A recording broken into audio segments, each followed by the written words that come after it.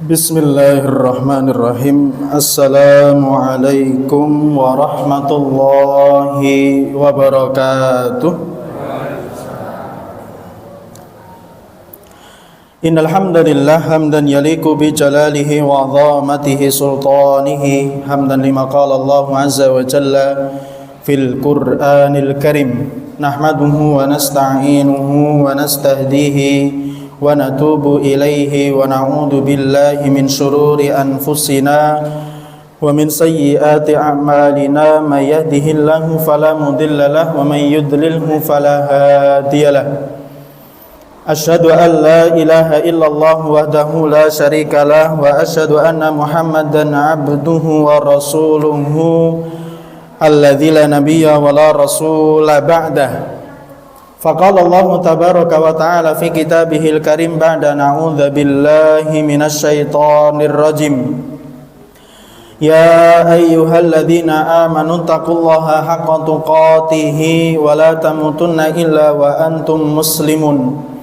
Wa qala Rasulullah sallallahu alaihi wasallam fi hadithihi ittaqillaha haitsu ma kunta wa atbi'is sayyi'atal hasanata tamhuha wa khaliqin nasa bi khuluqin hasanin. Fa inna asdaqal hadithi kitabullah wa khairal hadi hadi Muhammadin sallallahu alaihi wasallam wa syarral umuri muhdatsatuha fa inna kulla muhdatsatin fid dini bid'ah wa kulla bid'atin dhalalah wa fi riwayatin wa kulla dhalalatin finnar. Allahumma salli wa sallim ala nabiyyina Muhammadin wa ala alihi wa sahbihi wa man tabi'ahum bi ihsanin ila yaumiddin. Fa ya ibadallah usi wa iyyakum bi taqwallah faqad fazal mu'minuna al-muttaqun wa la tamutunna illa wa antum muslimun haitsu qala Allah wa tazawwadu fa inna khairaz zadi taqwa. Amma ba'd, sadaqallahul azim wa sadaqa rasuluhul karim. Allahumma arhamna bil Qur'an. Jamaah pengajian buka bersama, iftar bareng, iftar bersama-sama di Masjid Al-Mukarramah ini yang insyaallah dimuliakan oleh Allah Subhanahu wa taala. Alhamdulillah Allah tasih paring satu kenikmatan yang ketika di bulan Ramadan sebelumnya Allah jarang kasih kepada kita ketika berada di bulan Ramadan.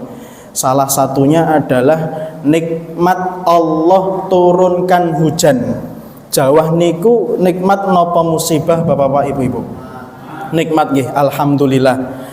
Inilah yang menjadikan Allah Subhanahu wa ta'ala mempermudah hambanya ketika melaksanakan ibadah mulia di bulan Ramadan, ibadah siyam, ibadah menahan lapar dan haus, ibadah menahan hawa nafsu, ibadah menahan hal-hal yang sebelumnya boleh kita laksanakan di bulan Ramadan tidak boleh kita laksanakan.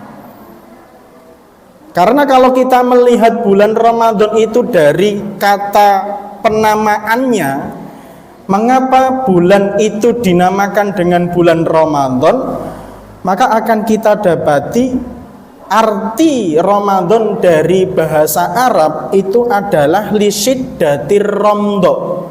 Lisyiddatir ramdha niku asal katanya niku dari ramadha, yarmundu, artinya panas, Pak. Artinya kalau lisyiddatir ramdha itu berarti saking panasnya bulan itu maka dinamakan dengan bulan Ramadan, lisyiddatir ramdha. Tetapi pada tahun ini nggih kalau saya rasakan piyambak itu adalah satu bulan yang istimewa di 11 hari awal ini, dari awal Ramadan pertama, Ramadan kedua, ketiga sampai ke 11 ini Allah masih memberikan satu nikmat yang luar biasa yang menjadikan diri kita itu kalau beribadah puasa, beribadah siam niku mboten terlalu rekoso. Amargi napa? Udan, Pak. Amargi Allah tasih paring Jawa.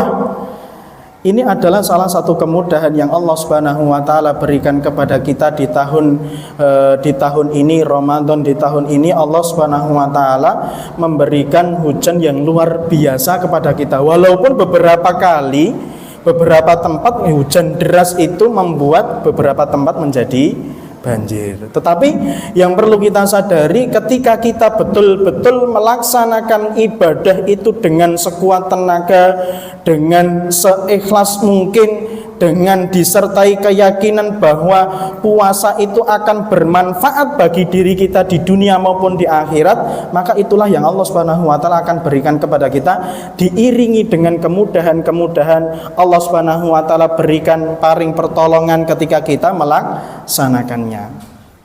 Maka iming-iming dari Rasulullah sallallahu alaihi wasallam patut selalu kita ingat. Man shoma ramadhana imanan wahtisaban ghufira lahu ma taqaddama min dzambi. Atau di dalam riwayat Muslim ditambahkan oleh beliau, di dalam salah satu riwayat beliau, man qoma ramadhana imanan wahtisaban ghufira lahu ma taqaddama min dzambi. Iming-iming yang dikasih oleh Rasulullah niku adalah dua ibadah utama bulan Ramadan. Yang pertama niku man shoma, yang kedua niku man qoma. Yang pertama siam, yang kedua itu adalah qiyamul lail. Kalau kita melihat arti dari qiyamul lail adalah usaha kita untuk menghidupkan malam kita. Dimulai dari sejak selesainya sholat isya sampai sebelum masuknya sholat subuh. Mbuh niku kita bisa dengan isi dengan membaca Al-Quran, qiyamul lail, sholat tarawih, ataupun zikir kepada Allah. Itu adalah hal yang dimaksud menghidupkan malam kita. Apa yang akan diberikan oleh Rasulullah, dijanjikan oleh Rasulullah? Maka beliau mengatakan ghufira lahu ma taqaddama min dzambi, akan dihapuskannya dosa-dosa yang telah kita lakukan di masa lampau. Tidak hanya 1 tahun 2 tahun, Pak. Kalau puasa Asyura itu puasa Arafah. Kalau puasa Arafah itu 1 tahun sebelumnya, kemudian 1 tahun setelahnya dosa yang kita lakukan akan diampuni. Kalau saum Asyura itu 1 tahun sebelumnya. Kemudian kalau puasa Ramadan tidak hanya 1 tahun 2 tahun, tetapi semua dosa yang kita laksanakan, yang pernah kita khilaf, itu akan diampuni oleh Allah Subhanahu wa taala. Dengan syarat napa? Imanan wahtisaban, betul-betul yakin dan betul-betul ikhlas ketika kita melaksanakannya. Itu adalah salah satu kemuliaan yang Allah Subhanahu wa taala berikan kepada kita, yang Rasulullah sallallahu alaihi wasallam janjikan kepada kita. Maka kemudahan yang Allah berikan kepada kita, Allah masih menurunkan hujan iming-iming dari Rasulullah sallallahu alaihi wasallam berupa balasan dari siam kita, itu adalah penghapusan dosa. Itu seharusnya menjadikan diri kita ketika kita melaksanakan siam tidak ada berat di hati, tidak ada berat di jiwa ketika kita melaksanakannya. Imam Ibnul Qayyim Al-Jauziyah ngendikaaken, beliau ketika mengomentari dua hadis di atas tentang iming-iming dari Rasulullah, beliau mengatakan bahwa ketika para sahabat itu mendapatkan iming-iming dari Rasulullah suatu amalan yang balasannya itu dihapuskannya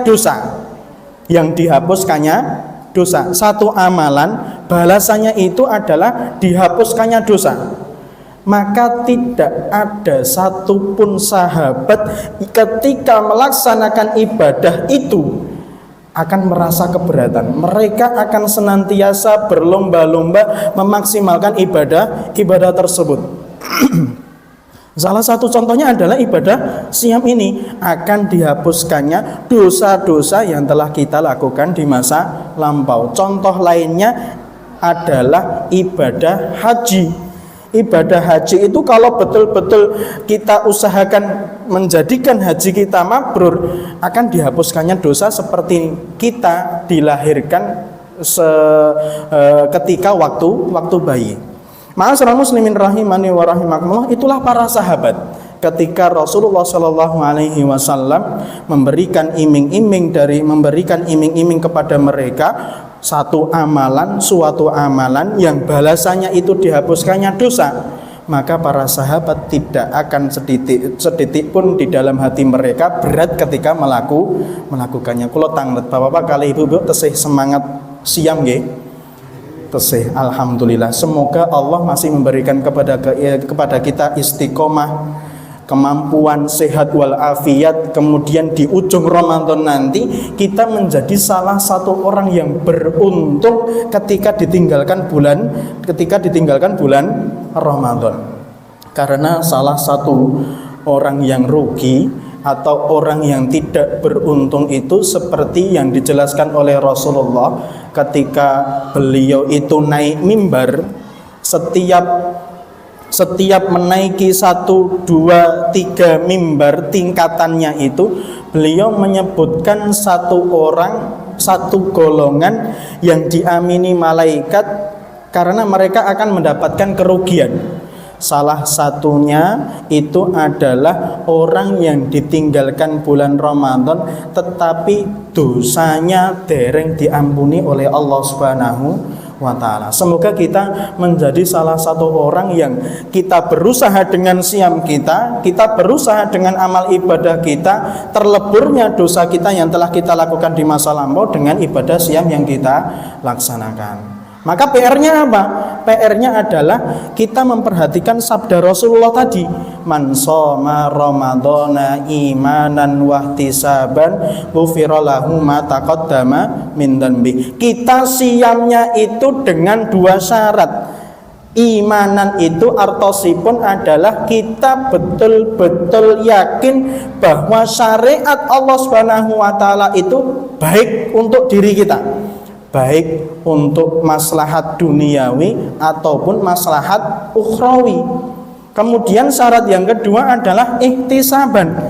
Betul-betul ketika kita melaksanakan siam, menahan lapar dan haus, menahan hal-hal yang membatalkan siam kita, menahan hal-hal yang merusak pahala kita, kanthi ikhlas betul-betul tujuannya untuk mendapatkan ridho dari Allah Subhanahu wa ta'ala. Ma'asyiral muslimin rahimani wa rahimakumullah, salah satu beberapa maslahat yang akan kita dapatkan ketika kita melaksanakan siam, karena kalau kita sadari setiap syariat yang Allah Subhanahu wa ta'ala perintahkan kepada kita semuanya terkandung di dalamnya maslahat atau manfaat, baik itu manfaat bagi duniawi kita ataupun ukhrawi kita. Lah kalau siam itu manfaatipun apa Mas? Manfaatipun setunggal maslahat din, maslahat agama. Loh, kenapa kok maslahat agama itu akan kita dapatkan ketika kita melaksanakan siam? Karena dengan kita melaksanakan siam, kita tempa diri kita untuk menahan hal-hal yang sebelumnya boleh kita laksanakan selama 30 hari. Itu mendidik, mentarbiyah, membiasakan diri kita yang hal-hal yang halal saja bisa kita tahan, apalagi hal-hal yang diharamkan oleh Allah Subhanahu wa ta'ala. Itulah salah satu tujuan siam itu adalah membiasakan diri kita, hal-hal yang halal saja boleh kita tahan, bisa kita tahan dari makan dan minum. Makan dan minum kan niku nggih boleh nggih Pak. Sadèrènge mlebet bulan Ramadan niku kan kita makan itu boleh, bahkan wajib, harus. Tetapi di bulan Ramadan kita dilarang oleh Allah Subhanahu wa ta'ala. Tujuannya apa? Agar membiasakan diri kita yang sebelumnya itu makan minum itu boleh, nafsu syahwat itu boleh, tetapi di bulan Ramadan itu tidak boleh, karena untuk membiasakan diri kita hal-hal yang boleh kita laksanakan, sementara kita tahan dulu dengan tujuan selepas bulan Ramadan nanti hal-hal yang diharamkan oleh Allah Subhanahu wa taala jauh lebih bisa kita tahan, jauh lebih bisa kita hindari. Itulah salah satu tujuan terbesar ketika kita melaksanakan siam di bulan Ramadan. Artinya ketika nanti selepas bulan Ramadan, ketika kita hidup dengan berpegang teguh agama risalah yang Rasulullah Sallallahu Alaihi Wasallam bawa, maka akan merasa lebih mudah. Karena kalau secara logika di bulan Ramadan itu siam sudah 30 hari suntuk ya Pak. Siam sudah 30 hari lamanya dari pagi sampai petang. Maka di bulan Ramadan tentu ketika kita menahan dari maksiat yang itu sudah jelas-jelas merugikan kita, itu lebih kita mudah untuk menahan diri kita. Dan contohnya lagi sholat tarawih. Sholat tarawih niku manfaatipun nopo? Ketika nanti selepas bulan Ramadan yang biasanya kita sholat tarawih berjam-jam apa mboten Pak? Sholat tarawih niku kinten-kinten paling rata-rata niku jam pinten, dugi jam pinten? Dari jam habis isya nggih kinten-kinten jam setengah 8, kalau dilanjutkan kultum 7 menit, setengah 8 lebih 7 menit sampai jam 8 lebih 5 itu sampun bibar.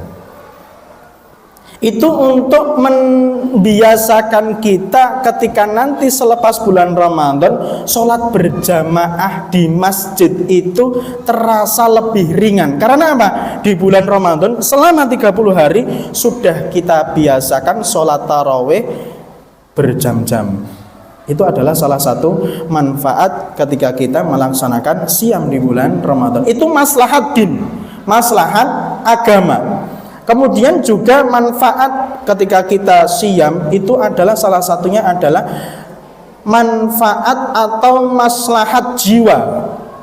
Ketika kita melaksanakan siam itu kita akan mendapatkan manfaat bagi jiwa kita, diri kita. Karena yang nama, kalau kata para dokter, tubuh manusia itu perlu yang namanya semacam proses detoksifikasi. Panjenengan ngertos mboten, Pak? Detoksifikasi niku napa? Semacam proses, semacam pekerjaan tubuh untuk mengistirahatkan beberapa organ tubuh dari pekerjaan biasanya. Itu untuk mengeluarkan racun-racun yang ada di dalam tubuh kita. Itu kita bisa dapatkan ketika kita siam di bulan Ramadan. Itu maslahat jiwa. Yang pertama tadi yang akan kita dapatkan adalah ketika kita berpuasa maslahat agama, yang kedua maslahat jiwa, dan yang ketiga kita akan juga dapatkan ketika kita siam itu adalah maslahat harta. Maslahat harta. Karena kalau secara logika sebelum bulan Ramadan itu makannya sampai 3 kali dalam sehari. Kalau bulan Ramadan itu dikurangi sekali, makan siang tidak ada. Seharusnya pengeluaran untuk makanan itu akan terkurangi. Tetapi praktekipun pripun, Pak?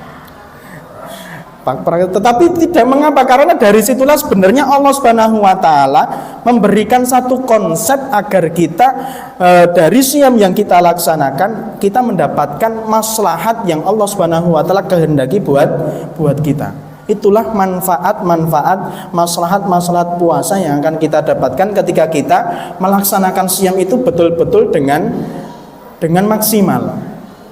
Ma'asyiral muslimin rahimani wa rahimakumullah, maka jangan sampai terbetik di dalam diri kita siam yang Allah Subhanahu wa taala bebankan kepada kita itu memberatkan kita. Tidak.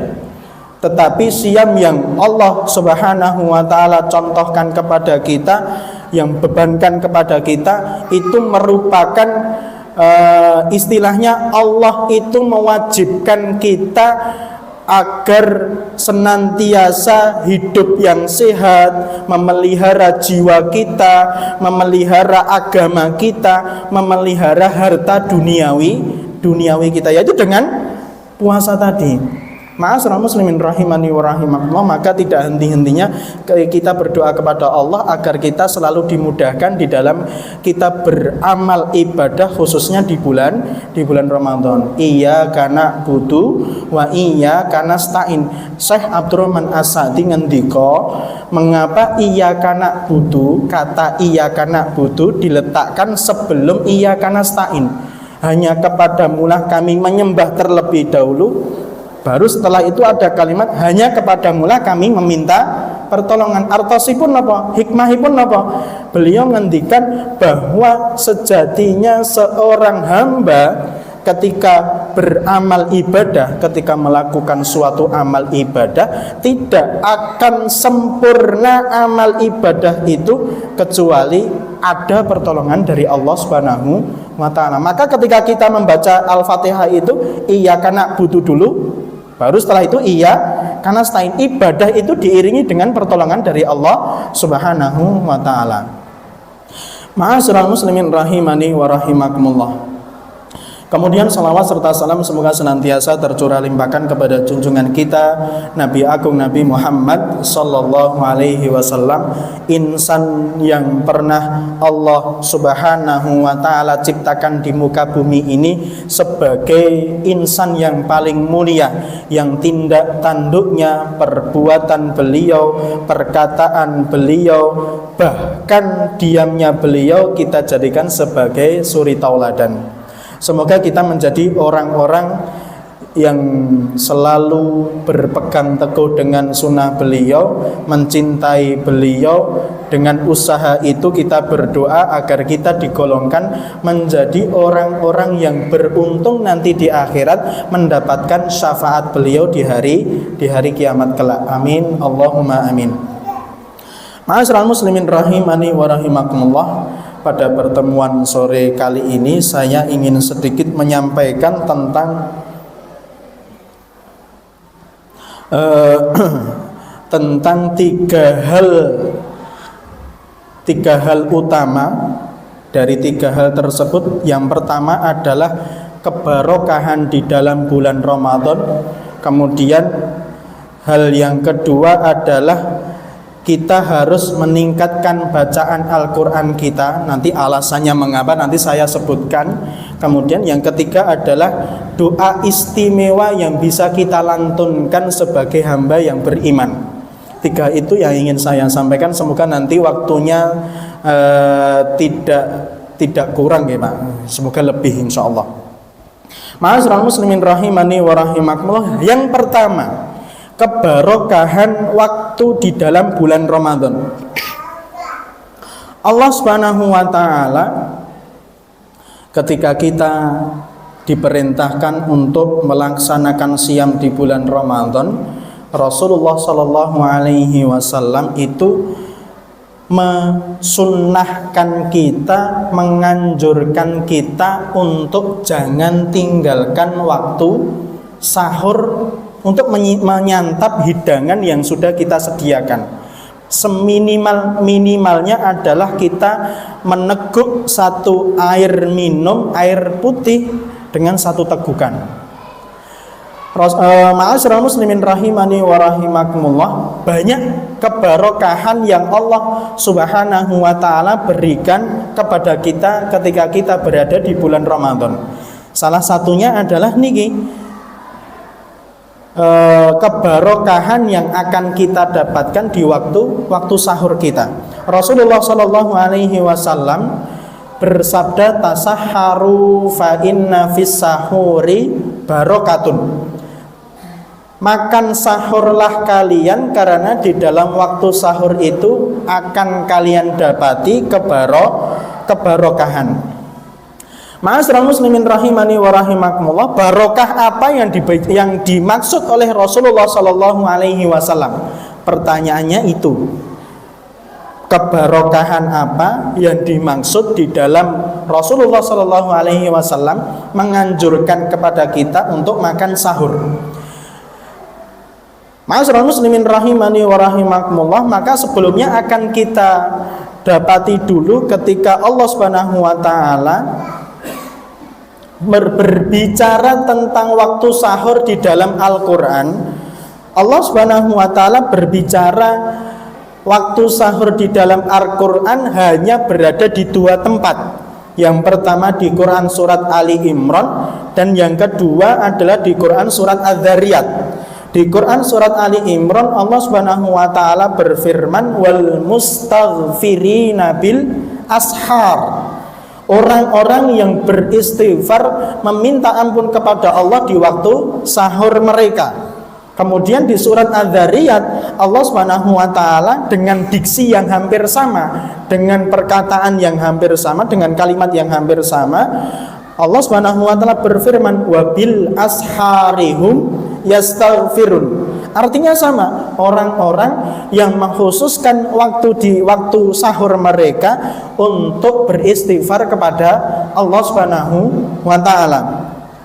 Ma'asyiral muslimin rahimani wa rahimakumullah, di antara para sahabatipun Nabi, di antara sahabatipun Rasulullah sallallahu alaihi wasallam ingkang mempraktekkan ayat ini adalah sahabat Abdullah ibnu Umar. Abdullah ibnu Umar radhiyallahu anhu, atau biasanya kita kenal dengan sebutan Ibnu Umar radhiyallahu anhu, anaknya dari Khalifah Umar ibnil Khattab radhiyallahu anhu. Beliau ketika datangnya ketika beliau bangun tidur, beliau itu kalau bangun tidur itu tidak di adzan subuh Bapak Ibu-ibu, tetapi bangunnya itu mesti sebelum adzan subuh. Sebelum adzan subuh. Dari sini kita juga akan mengetahui bahwa masing-masing waktu itu ada amalan utamanya. Maka amalan utamanya ketika waktu sahur itu adalah beristighfar kepada Allah Subhanahu wa taala. Dicontohkan oleh sahabat Ibnu Umar radhiyallahu anhuma. Beliau ketika bangun di waktu malam itu beliau langsung mengambil air wudu, cuci muka, kemudian sholat qiyamul lail 2 salam, 2 salam, 2 salam. Kemudian tanya kepada pembantu beliau, wahai saudaraku, sudahkah masuk waktu sahur? Maka pembantunya menjawab, belum wahai Ibnu Umar, belum, dereng. Maka beliau lanjutkan dengan sholat qiyamul lail lagi, 2 salam, 2 salam, 2 salam. Kemudian beliau tanya lagi kepada pembantunya, sudah masuk waktu sahur belum? Sudah. Berarti kalau sudah, beliau tutup qiyamul lailnya dengan sholat witir 3 rakaat ataupun 1 rakaat 1 salam. Ma'asyiral muslimin rahimani wa rahimakumullah, maka setelah itu beliau beristighfar kepada Allah Subhanahu wa taala di waktu sahurnya. Waktu sahur niku kinten-kinten waktu berapa menit saderenge adzan subuh Bapak Ibu-ibu. Kira-kira kalau para ulama menjelaskan ketika kita membaca 50 ayat yang tidak pendek dan juga tidak panjang, kinten-kinten niku 15 sampai 20 menit saderenge subuh. 20 menit saderenge subuh, Ibnu Umar ketika sudah masuk waktu sahur, beliau nutup sholat qiyamul lailnya yang beliau kerjakan tadi dengan sholat witir, kemudian beristighfar kepada Allah Subhanahu wa taala. Itu saderenge Ramadan. Ketika bulan Ramadan, keutamaan beristighfar kepada Allah Subhanahu wa taala di waktu sahur itu diganti dengan makan hidangan yang sudah kita siapkan. Ma'asyiral muslimin rahimani wa rahimakumullah, kalau enten napa nggih, kalau enten nasi sama lauknya ya kita santap seadanya. Kalau tidak ada itu nggih enten kurma nggih mboten napa-napa. Kalau cuman ada air seteguk niku nggih mboten napa-napa. Yang penting kita makan di waktu sahur. Jangan sampai lalai. Jangan sampai lalai, jangan sampai terlewat. Karena apa? Di dalam waktu sahur itu adalah ada kebarokahan yang akan kita dapatkan. Barokahnya apa? Ma'asyiral muslimin rahimani wa rahimakumullah, barokahnya itu yang pertama dengan waktu sahur yang kita praktekkan sebelum kita melaksanakan siam di bulan Ramadan akan membedakan siam kita dengan siam yang dilakukan oleh ahli kitab. Ahli kitab niku orang-orang Yahudi dan orang-orang Nasrani. Karena mereka diperintahkan oleh Allah juga untuk melaksanakan siam, tetapi tidak 30 hari. Mereka melaksanakan siamnya itu di waktu bulan Muharram di tanggal 10. Mereka kalau melaksanakan siam itu tidak pakai waktu sahur. Mereka sebelumnya tidak makan di waktu sahur. Inilah yang membedakan siam kita dengan orang-orang Yahudi. Kemudian kebarokahan yang kedua yang akan kita dapatkan adalah ketika kita melaksanakan waktu sahur, secara otomatis kita sudah memaksimalkan waktu subuh kita agar jangan sampai subuh kita telat datang ke masjid. Itu adalah kebarokahan yang bisa kita dapatkan dengan ketika kita memaksimalkan waktu sahur kita. Barokah niku artosipun napa Bapak Ibu-ibu? Barokah niku kalau kita melihat dari definisi umum yang disampaikan oleh para ulama, barokah itu adalah thubutul khairi al-ilahi fi syai'. Tetapnya kebaikan, atau dalam riwayat lain itu ziyadatul khairi, tambahnya kebaikan di dalam sesuatu menurut Allah Subhanahu wa taala. Kalau kita makan sahur, dengan waktu sahur yang kita laksanakan, subuh kita tidak terlambat, berarti waktu sahur kita berbarokah. Kalau kita makan di waktu sahur, siam kita akan lebih kuat, berarti waktu sahur kita berbarokah. Jangan sampai kita jadikan waktu sahur kita itu sebagai hal yang memberatkan kepada kita. Karena kalau kita merasakan itu berat, maka akan kita rasakan siam yang akan kita laksanakan itu akan lebih terasa berat bagi diri kita. Ma'asyiral muslimin rahimani wa rahimakumullah. Maka itulah kebarokahan, salah satu kebarokahan yang Allah Subhanahu wa taala berikan kepada kita ketika kita berada di bulan Ramadan. Salah satunya adalah waktu sahur kita. Juga dengan waktu-waktu yang lain, sholat tarawih itu barokahnya apa Pak? Yaitu tadi, membiasakan kita agar nanti selepas bulan Ramadan kita terbiasa untuk melaksanakan sholat itu di masjid. Ketika nanti di bulan Ramadan, sholat di masjid berjamaah itu akan terasa lebih mudah. Barokahnya puasa itu apa? Barokahnya puasa adalah ketika kita sudah terbiasa menahan hal-hal yang boleh kita laksanakan saja kita mampu, maka ketika nanti selepas bulan Ramadan, hal-hal yang diharamkan oleh Allah Subhanahu wa taala, kita bermaksiat kepada Allah, lebih kita mampu untuk menahannya. Maka kita jadikan siam kita, sholat tarawih kita, puasa kita, waktu sahur kita, bacaan tilawatul Quran kita menjadi wasilah kita untuk menemukan kebarokahan di dalam hidup kita. Ma'asyiral muslimin rahimani wa rahimakumullah, itu yang pertama. Kemudian yang kedua yang ingin saya ingatkan adalah salah satu yang perlu kita tingkatkan ketika berada di bulan Ramadan adalah kita meningkatkan bacaan Al-Quran kita. Biasanya kalau orang-orang yang merasa keberatan ketika membaca Al-Quran itu sudah merasa mboten pede terlebih dahulu. Tetapi saya ingatkan ada satu hadis Rasulullah Sallallahu Alaihi Wasallam, hadisnya sahih. Beliau ngendikan, barang siapa man yatata fihi falahu ajroni, barang siapa yang membaca Al-Quran itu terbata-bata. Panjenengan ngertos artosipun terbata-bata. Artinya dia membaca Al-Quran itu tidak lancar sama sekali. Itu akan apa? Akan dia dapatkan 2 pahala.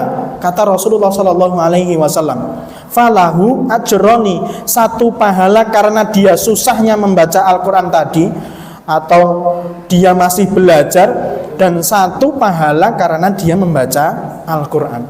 Maka jangan sampai di dalam diri kita ketika kita sudah merasa berat membaca Al-Quran, jangan sampai Al-Quran itu kita tinggalkan. Karena orang yang sulit membaca Al-Quran, maka baginya akan mendapatkan dua pahala. Dan salah satu penjelasan penting dari para ulama, mengapa kita harus selalu berinteraksi dengan Al-Quran, selalu membaca Al-Quran, adalah dengan surat Al-Kahfi. Ketika ketika Rasulullah Shallallahu Alaihi Wasallam menjanjikan kepada kita, ketika kita membaca surat Al-Kahfi akan terhindar diri kita dari fitnah Dajjal. Kalau kita boleh katakan, padahal di dalam Quran surat Al-Kahfi ataupun di dalam Al-Quran seluruh ayatnya itu tidak ada yang berbicara sama sekali dengan shareh tentang penyebutan fitnah Dajjal. Tetapi mengapa Rasulullah Shallallahu Alaihi Wasallam itu ngendikaaken dengan kita membaca surat Al-Kahfi itu akan terlindung dari fitnah Dajjal? Ternyata di dalam Quran surat Al-Kahfi itu ada 4 kisah yang masing-masing kisah itu kita akan belajar 4 fitnah, yang 4 fitnah itu menjadi unsur fitnah yang akan dibawa oleh Dajjal. Maka Rasulullah Shallallahu Alaihi Wasallam ngendikaaken, kalau bisa kita membaca surat Al-Kahfi itu dengan tujuan agar kita selalu ingat dengan fitnah yang akan dibawa oleh Dajjal laknatullah alaihi. Ma'asyiral muslimin rahimani wa rahimakumullah, apa yang menjadi istimewa Al-Quran itu sebagai penangkal kita agar kita terlindung dari fitnah Dajjal, itu ditunjukkan dari ayat awal dari surat Al-Kahfi, ayat yang pertama, dan ayat yang ke-110 dari surat Al-Kahfi. Allah Subhanahu wa taala menutup surat Al-Kahfi dan mengawali surat Al-Kahfi dengan sama-sama menyebutkan tentang nikmat Al-Quran. Ini menunjukkan apa? Tidak hanya sekedar ketika kita membaca surat Al-Kahfi itu akan terlindung dari fitnah Dajjal, tetapi para ulama itu mengatakan salah satu senjata paling utama agar kita terhindar dari fitnah yang akan kita jumpai di dunia adalah dengan berinteraksi dengan Al-Quran, berdekat-dekat dengan Al-Quran, membaca Al-Quran. Walaupun membaca Al-Quran itu sulit ketika kita membacanya, tetapi sekali lagi saya ingatkan, orang yang sulit membaca Al-Quran baginya dua pahala karena kesulitannya dan pahala karena dia membaca Al-Quran tersebut. Panjenengan sanggup sehari 1 halaman, alhamdulillah. Setiap habis sholat wajib 1 ayat nggih mboten napa-napa, karena memang tidak bisa disamakan kemampuannya dengan orang lain. Tetapi yang Allah Subhanahu wa taala lihat adalah usahanya dia agar dia selalu dekat dengan Al-Quran. Jangan sampai hidupnya dia itu terjauhkan dari Al-Quran. Karena senjata yang paling utama agar kita selamat dari fitnah yang akan kita temui di dunia, terutama 4 fitnah yang akan dibawa oleh Dajjal, adalah dengan berinteraksi dengan Al-Quran. Allah tidak melihat berapa hasil ketika kita membaca Al-Quran, tetapi Allah Subhanahu wa taala justru melihat usaha kita agar kita selalu dekat dengan Al-Quran. Ma'asyiral muslimin rahimani wa rahimakumullah, maka berbicara tentang Al-Quran, ada 1 ayat yang spesial yang mengajarkan kepada kita tentang doa istimewa. Karena kalau kita sadari, kalau kita ketahui, ada 2 kebahagiaan yang akan kita dapatkan sebagai hamba yang sedang berpuasa. Itu adalah kebahagiaan pertama, kebahagiaan waktu menjelang iftar, menjelang buka, dan kebahagiaan nanti dengan pahala siam yang kita dapatkan, kita akan bertemu dengan Allah Subhanahu wa taala di akhirat kelak. Mengapa kebahagiaan yang pertama itu adalah menjelang waktu iftar? Karena orang yang berpuasa itu memiliki doa yang mustajab di waktu bukanya. Inda iftarihi da'watun la turaddu.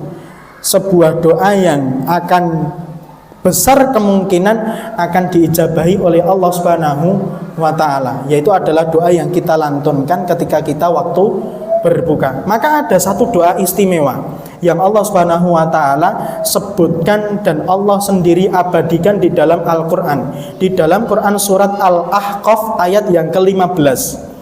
Allah Subhanahu wa taala berfirman, "Wa wassaynal insana biwalidayhi ihsana hamalathu ummuhu kurha wa wada'anhu kurha wa hamluhu wa fisaluhu 30 syahra hatta idza balagha ashuddahu wa balagha 40 sanah." Sebelumnya Allah Subhanahu wa taala sampaikan bahwa proses terjadinya manusia, terciptanya manusia itu dimulai dari ketika kita berada di rahim ibu kita, kemudian lanjut di masa kanak-kanak kita, kemudian lanjut di masa dewasa kita, kemudian lanjut ketika kita sudah sampai di umur yang ke-40 hatta idza balagha asyuddahu wa balagha 40 sanah.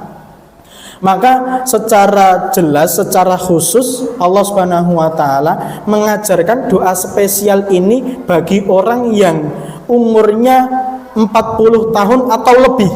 40 tahun atau lebih. Doanya seperti apa? Doanya panjenengan kalau ngasto mushaf Al-Qur'an bisa dibuka. Doanya Rabbi auzi'ni an ashkura ni'matakal lati an'amta alayya wa ala walidayya wa an a'mala salihan tardah wa aslih li fi dzurriyyati inni tubtu ilaika wa inni minal muslimin. Sudah hafal mboten Pak? Sudah hafal dereng Pak? Nanti bisa dibuka lagi. Ini doa istimewa yang Allah sendiri abadikan di dalam Al-Qur'an, di dalam Quran surat Al-Ahqaf ayat-ayat yang ke-15. Ma'asyiral muslimin rahimani wa rahimakumullah. Secara sederhana doa ini seperti yang diterangkan oleh Imam Ar-Razi, salah satu ulama tafsir, di dalam kitabnya Mafatihul Ghaib. Beliau menerangkan bahwa doa istimewa ini dibagi menjadi 3 permintaan. Menjadi 3 permintaan. Permintaan yang pertama adalah lafadznya Rabbi auzi'ni an ashkura ni'matakal lati an'amta alayya wa ala walidayya. Kita meminta kepada Allah agar kita diberi taufik untuk selalu bersyukur kepada Allah Subhanahu wa taala, dan juga orang tua kita juga bersyukur kepada Allah Subhanahu wa taala. Taufik untuk bisa bersyukur, itu yang pertama, permintaan yang pertama. Kemudian permintaan yang kedua adalah wa an a'mala sholihan tardoh. Kita minta kepada Allah agar kita selalu diberi taufik untuk selalu beramal soleh yang diridhoi oleh Allah Subhanahu wa ta'ala.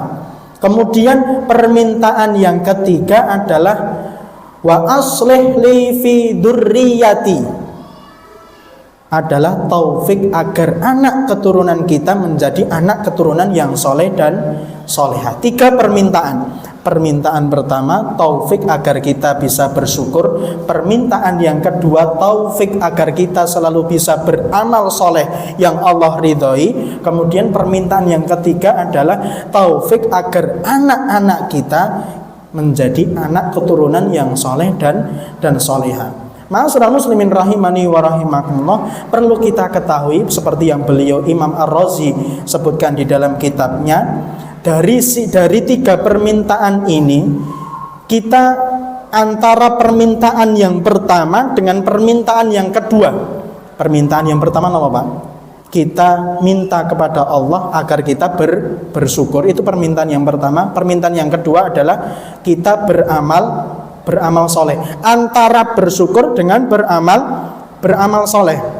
Mengapa permintaan kita untuk bersyukur itu lebih kita dahulukan dari permintaan untuk beramal soleh?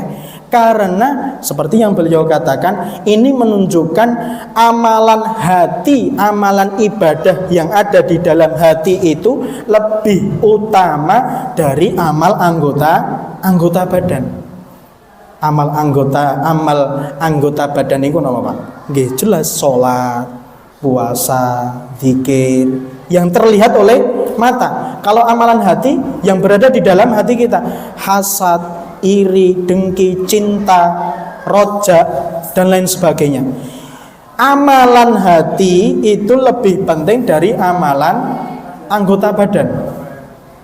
Itu yang beliau katakan. Kemudian yang kedua, dari permintaan yang kedua dengan permintaan yang ketiga, antara beramal soleh kita agar diberikan taufik untuk beramal soleh dengan anak keturunan kita menjadi soleh dan soleha. Kenapa permintaan yang kedua itu lebih didahulukan dari permintaan yang ketiga? Itu menunjukkan bahwa amal soleh kita sendiri itu lebih penting daripada amal soleh orang lain. Artinya kalau ada kesempatan untuk beramal soleh di depan mata kita, jangan kita kasihkan kepada orang lain, tetapi kita dapatkan itu terlebih dahulu. Setelah kita dapatkan itu masih ada peluang untuk orang lain, baru kita kasihkan. Maka bisa kita akan satu hal yang istimewa dari yang beliau katakan, kita belajar yang namanya prioritas amal. Amalan hati itu lebih prioritas dari amal anggota badan. Dan amal soleh yang bisa kita kerjakan sendiri, kalau bisa kita usahakan terlebih dahulu daripada amalan orang lain. Tetapi tidak berarti kita istilahnya kita melupakan kesempatan yang kita berikan untuk orang lain itu untuk beramal soleh. Tidak. Tetapi kalau ada satu kesempatan di depan mata kita untuk beramal soleh, jangan kesempatan itu kita kasihkan kepada orang lain, tetapi kita dapatkan terlebih dahulu. Ma'asyiral muslimin rahimani wa rahimakumullah. Itu pertama yang disampaikan oleh Imam Ar-Razi. Kemudian yang disampaikan oleh Imam Ar-Razi selanjutnya, ini yang terakhir, adalah dari 3 permintaan di atas, taufik bisa bersyukur, taufik bisa beramal soleh yang Allah ridhoi, taufik anak keturunan kita minta menjadi anak keturunan yang soleh dan soleha. Itu kita akan belajar, kita akan mengetahui tentang tingkatan kebahagiaan seorang mukmin. Tingkatan kebahagiaan seorang mukmin itu yang paling pertama adalah permintaan pertama tadi, ketika kita menjadi orang yang selalu bisa bersyukur kepada Allah Subhanahu wa taala. Itu tingkatan paling tinggi. Manusia yang beriman kepada Allah, ketika dia bisa selalu bersyukur kepada Allah dalam setiap hal, walaupun dalam hal yang menyusahkan ataupun menyedihkan. Kalau bersyukur ketika kita istilahnya kalau kita merasa bahagia itu sudah biasa. Tetapi bersyukur ketika kita berada dalam kondisi sulit itu yang luar biasa. Maka inilah tingkatan yang paling tinggi kebahagiaan seorang mukmin, yaitu di mana ketika dia bisa bersyukur kepada Allah Subhanahu wa taala dalam setiap kondisi apapun. Kemudian tingkatan bawahnya itu adalah dia bisa selalu beramal soleh dengan amal soleh yang diridhoi oleh Allah Subhanahu wa taala. Itu tingkatan yang kedua. Kemudian tingkatan bawahnya itu adalah ketika seorang mukmin itu melihat anaknya bisa menjadi anak yang soleh dan soleha. Ma'asyiral muslimin rahimani wa rahimakumullah, tentang tingkatan yang ketiga, tentang permintaan yang ketiga, Imam Al-Qurtubi rahimahullah itu menceritakan satu riwayat bahwa ketika kita menjumpai anak kita sulit diatur, enggak sulit nggih Pak, tetapi belum waktunya untuk mudah diatur. Tetapi ketika kita merasa mendidik anak kita itu merasa ada hal yang sulit, anak saya kok napa nggih istilahnya spesial banget nggih, saya kasih tahu ini belum mau nurut, saya kasih tahu itu belum nurut. Maka beliau menyebutkan satu riwayat di mana kalau panjenengan merasakan seperti itu, bacalah doa ini. Bacalah doa ini. Rabbi auzi'ni an ashkura ni'mataka allati an'amta 'alayya wa 'ala walidayya wa an a'mala shalihan tarda wa aslih li fi dzurriyyati inni tubtu ilaika wa inni minal muslimin. Itu bisa menjadi usaha kita agar anak yang kita didik itu bisa lebih mudah menjadi soleh dan soleha. Seperti yang diriwayatkan oleh Imam Al-Qurtubi tentang salah seorang tabi'in, seorang hamba yang soleh yang namanya Malik bin Mighwal. Malik bin Mighwal ini menceritakan bahwa Abu Ma'syar mengadukan anaknya kepada Thalhah bin Musarrif, mengadukan anaknya itu sulit untuk dididik. Maka beliau memberikan saran untuk membaca doa ini, Rabbi auzi'ni an ashkura ni'mataka allati an'amta 'alayya wa 'ala walidayya wa an a'mala shalihan tardah wa aslih li fi dzurriyyati inni tubtu ilaika wa inni minal muslimin. Dengan doa itu diusahakan agar Allah Subhanahu wa taala mengusahakan anak yang kita didik lebih mudah menjadi soleh dan soleha. Ma'asyiral muslimin rahimani wa rahimakumullah. Mungkin itu 3 hal yang ingin saya sampaikan, waktunya lebih 3 menit nggih Pak, ngapunten. Semoga dengan 3 hal itu bisa kita ambil manfaatnya dengan sebaik-baiknya. Saya ulangi, saya ringkas. Yang pertama adalah kebarokahan yang akan kita dapatkan di bulan Ramadan. Kita maksimalkan semuanya dari amal ibadah apapun itu. Kemudian yang kedua adalah kita tingkatkan baca Al-Quran kita. Walaupun kita terbata-bata di dalam membacanya, tetapi yakinlah dengan usaha kita berdekat-dekat dengan Al-Quran, menghindarkan diri kita dari keempat unsur fitnah yang akan dibawa oleh Dajjal. Dan kemudian yang terakhir adalah doa istimewa yang diajarkan oleh Allah Subhanahu wa taala di dalam Quran surat Al-Ahqaf ayat yang ke-15. Saya ingatkan sebelum nanti buka, kemudian kalau sudah waktunya buka, jenengan membatalkan terlebih dahulu, kemudian berdoa kepada Allah, doa yang panjenengan yakini, doa yang panjenengan inginkan. Semoga doa yang kita panjatkan di waktu iftar kita mudah dikabulkan oleh Allah Subhanahu wa taala. Mungkin ini sedikit yang saya sampaikan, kurang dan lebihnya kami mohon maaf, dan ketika ada benarnya itu murni datang dari Allah Subhanahu wa taala. Semoga Allah Subhanahu wa taala memberikan kemudahan, memberikan selalu pertolongan kepada kita ketika kita beramal soleh, sehingga nanti ketika kita mengakhiri hidup kita di dunia ini dengan hidup yang berbarokah, dengan kematian yang husnul khatimah. Aqulu qawli hadza wa astaghfirullah li wa lakum. Subhanakallahumma wa bihamdika asyhadu an la ilaha illa anta astaghfiruka wa atubu ilaik. Wa billahi taufiq wal hidayah. Wassalamu alaikum warahmatullahi wabarakatuh.